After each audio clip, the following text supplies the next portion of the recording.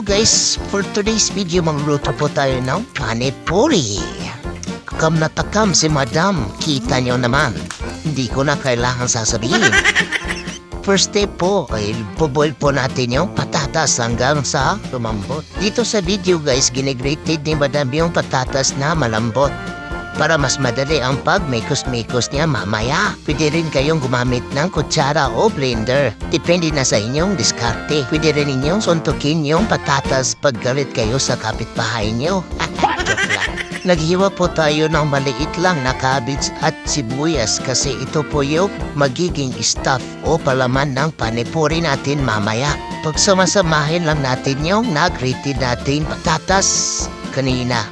Tapos, itong cabbage at sibuyas, mince chop o madaliit lang na slice dapat para maganda at kasya doon sa panipuri natin mamaya. Panipuri pala guys is a deep-fried breaded spear filled with potato, onion, or chickpea char in Bisangkoyan niyo. Wala po akong chickpea kaya cabbage na lang yung gamit ko. Ito po guys is common street food sa India at sikat na sikat po ito. Bali tatlo po ang spices niya or yung main sauce niya. Ang isa ay tamarind chutney, pangalawa, chili powder, pangatlo, chaat masala. Ito pala guys is in-order ko lang po ito sa Shopee. Kaya kung may balak kang bumili at magluto, ang video na ito ay para sa iyo. No problem! Nasa 370 lang ang price nito sa Shopee. Mura lang kaya bili ka na nito para matikman mo ang lasa ng Indiano panipuri. Ayan pala guys, minimekos-mekos na pala ni Madam. Mekos ka na yan! Mekos ka na yan mga insan! No problem! So ayan guys, lagyan po natin ng konting salt, tsaka konti pong ground pepper o paminta. Tapos salt ulit. Konti lang ang paglagay guys. Tapos mekos ulit. No problem! Yan na, mekos na yan. Oh, ito na. Ina-unbox na ni Madam yung order niya na panipuri. Oh yes! Yun, nakabalot pa. Yan, Jalani. Panipuri Magic. Yan. So, ang laman po nito guys, ito yung piniprito. So, bali tatlo po yung laman ng mga ingredients niya or yung ginagawang sausawan niya. Ito, pangalawa, tamarind. Tapos itong isa is chili powder. Yan. So, dito guys, naglagay si Madam ng 1/4 cup of water. Yan, lagay sa tasa. Tapos isunod na yung masala na powder.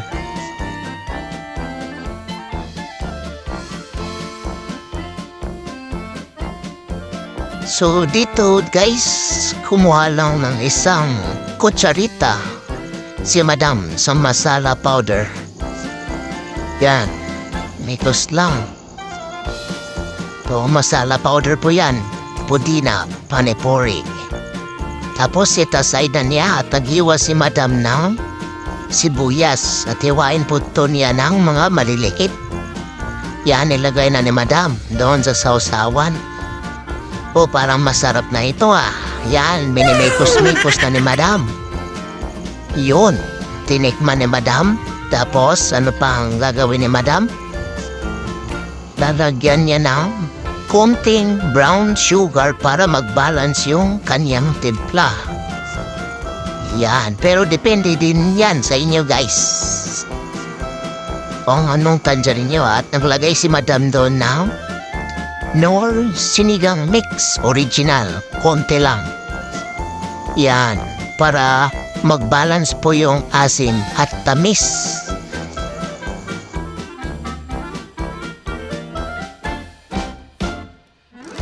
One more time, sinigang mix para sakto na ang lasa. Yan, konting mekos lang. Yun. So, next step, yung isang sauce naman, guys. Ito yung Katameta Kimli Panipuri Powder or chili powder. Yan, so ganon. 1/4 cup of water guys.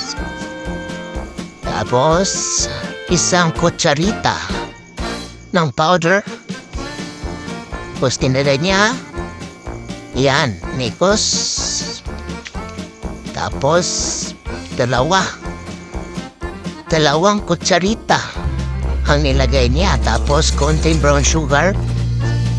At dito guys, nag-chop ng kaunti si Madam ng garlic para i-mix doon sa kanyang powder.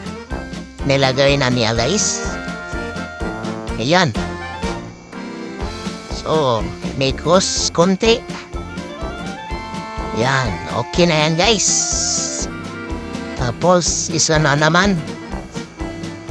Yung isang Kutcher Kimli chutney na powder. Lagay siya ng 1 kutsarita powder. At 1/4 cup of water. Smikos lang konti guys. Hanggang mahalo yung powder niya. Tapos, dalawang kutsaritang powder. Yun. Tapos, slice dito si Madam ng leaf onion. Ayan na. Huwag na ka nang mahiyain, son. Ikot-ikot niya na yan mga Ahir. insan. Yan. Nugunti na lang yan ang mga maliliit para maganda ang presentation ni Madam. Yun. Nikos konti. Lagyan ng paminta guys, konti. Nikos ulit. Tinikman ni Madam. Okay na ba, Madam? Okay na daw. Yun. So guys, yan, kompleto na ang ating mga main ingredients or sausawan. So, tara. Magprito na po tayo. So, lagay tayo ng oil. Kahit anong oil po guys, pwede. Yan. So, sinambukan namin dito ni Madam yung isa kung gaano ba katagal. So, ayan, just yun. Makikita niyo guys is kusa siyang magpabaliktad or kusa siyang magtatumbling. So, hindi na kayo mahirapan guys magbaliktad kasi kusa na po yan magtatumbling. Panoorin niyo guys. Ayan.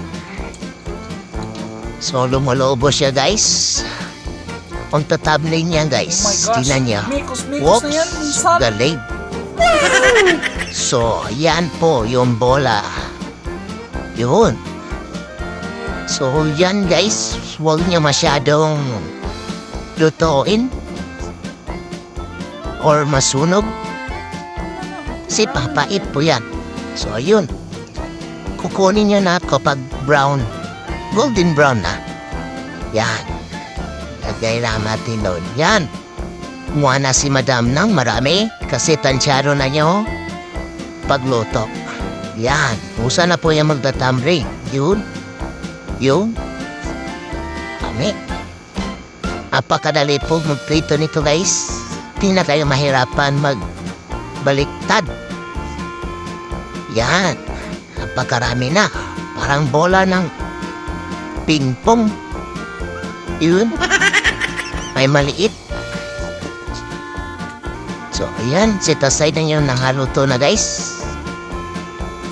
Lagay niya sa may tissue para ma-drain ng oil. Yun. So, next step ni Madam. Another prito batch ulit. Yan.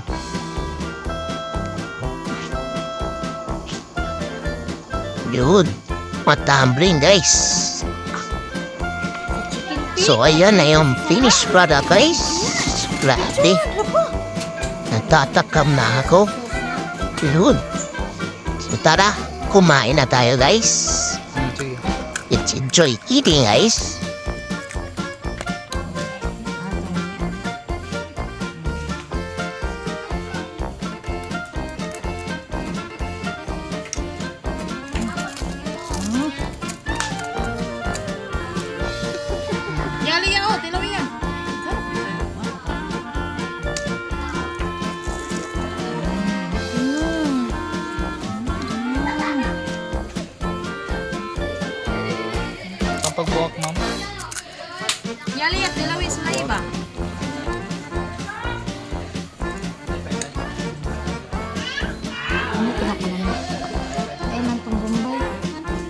Dapat na rin sili.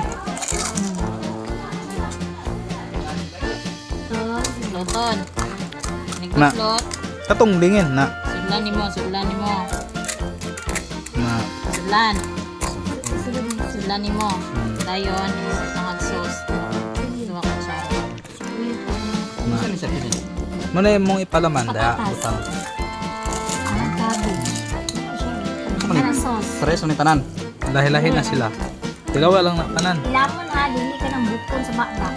Lamon siya. Hindi usap tanan na. Oh, Kasaon na. Na.